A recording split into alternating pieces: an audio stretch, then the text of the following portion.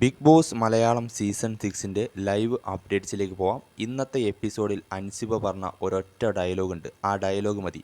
പ്രേക്ഷകർ പറയാൻ ആഗ്രഹിച്ച ഒരു ഡയലോഗ്.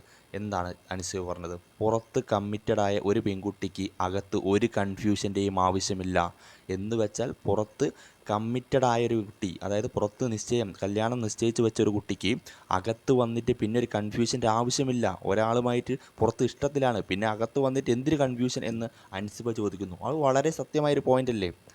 പുറത്തൊരാളെ ഇഷ്ടമുള്ളൊരു പെൺകുട്ടി അകത്ത് വന്നിട്ട് വേറെ ഒരാളുമായിട്ട് എങ്ങനെ ഇഷ്ടത്തിലാകുക? അല്ലെങ്കിൽ വേറൊരാളുമായിട്ട് എങ്ങനെയാണ് പിന്നെ ഒരു കൺഫ്യൂഷൻ വരിക? ഞങ്ങൾ തമ്മിൽ പ്രണയത്തിലാണോ, ഞങ്ങൾ തമ്മിൽ ഫ്രണ്ട്ഷിപ്പാണോ, ഞങ്ങൾ തമ്മിൽ വേറെ എന്താണോ എന്ന രീതിയിലേക്ക് എങ്ങനെയാണ് വരിക? ആ അൻസിബയുടെ ഒരൊറ്റ ഡയലോഗ് പ്രേക്ഷകർ ചോദിക്കാൻ ആഗ്രഹിച്ചൊരു ഡയലോഗായിരുന്നു. വളരെ നന്നായി അത് അൻസിബ അവതരിപ്പിക്കുകയും ചെയ്തു. അൻസിബ വലിയ ഗെയിമറൊന്നുമല്ല, നല്ല രീതിയിൽ വലിയ ഗെയിം കളിക്കുന്ന ആളുമൊന്നുമല്ല.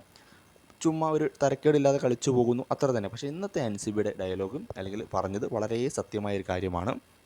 അവർ തമ്മിൽ ഫ്രണ്ട്ഷിപ്പാണ് എല്ലാമെന്ന് പ്രേക്ഷകർക്ക് മനസ്സിലാകും. പ്രേക്ഷകർ ഇത് കണ്ണു തുറന്ന് കാണുന്നതല്ലേ. പക്ഷേ ഇന്ന് അത് ലാലേട്ടൻ കറക്റ്റായി പൊളിച്ചടുക്കി പറഞ്ഞു കൊടുത്തു. ഇന്ന് അവർക്ക് തുറന്ന് സമ്മതിക്കേണ്ട അവസ്ഥ വന്നു. ജാസ്മിനും ഗബ്രിക്കും അത് സമ്മതിച്ചു.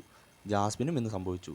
ഞങ്ങൾ തമ്മിൽ എനിക്ക് രണ്ട് കൂട്ടരും പ്രണയത്തിലാണ്, പക്ഷേ ഇത് നടക്കില്ല എന്നറിയുന്നത് കൊണ്ട് ഞങ്ങളിത് പ്രണയമായി പറയുന്നില്ല എന്ന് മാത്രം. പറയേണ്ട ആവശ്യമില്ല, കാണുന്ന പ്രേക്ഷകർക്കത് മനസ്സിലാകും.